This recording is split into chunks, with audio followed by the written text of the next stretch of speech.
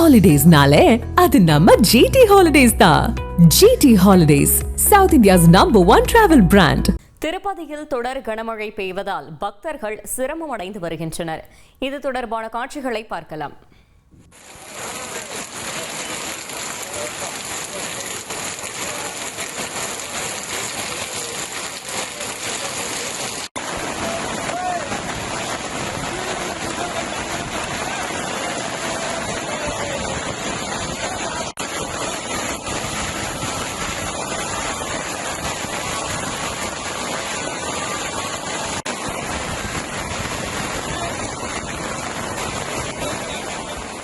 கூடுதல் தகவல்களை செய்தியாளர் சரவணன் கூற கேட்கலாம். சரவணன், வணக்கம். கள தகவல்களை சொல்லுங்க.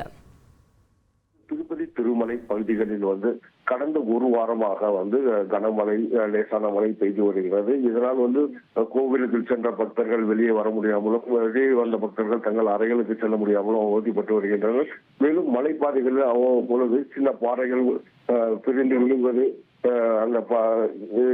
இந்த மழையின் காரணமாக ஏற்பட்டுள்ளது. இதனால் வரும் வாகன ஓட்டிகள் கவனமாக வர வேண்டும் என தேவஸ்தானம் ஏற்கனவே அறிவிப்பு வெளியிட்டிருந்தது. கடந்த ஒரு வாரமாக மழை பெய்து வருவதால் திருப்பதி சேஷாசல மலை பகுதிகளில் அடர்ந்த பகுதிகளில் மழை பெய்து வருவதால் திருமலையில் உள்ள பாபவிநாசனம், ஆகாச கங்கை, கோகர்ப்பம் மற்றும் பசுபதாரா, குமாரதாரா போன்ற அணைகள் உள்ளன. இந்த அணைகளுக்கான நீர்வரத்து நாளுக்கு நாள் அதிகரித்து வருகிறது. இதனால் இந்த சூழ்நிலையில் அதிகமான நீர்வரத்து வருவதால் அணைகள் திறந்துவிடும் நிலை ஏற்பட்டுள்ளது.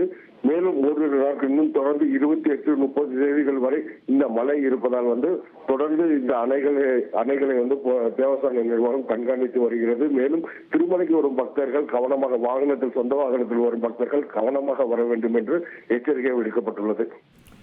தகவல்களுக்கு நன்றி சரவணன். Holidays-nale, அது நம்ம GT Holidays தான். GT Holidays, South India's #1 travel brand.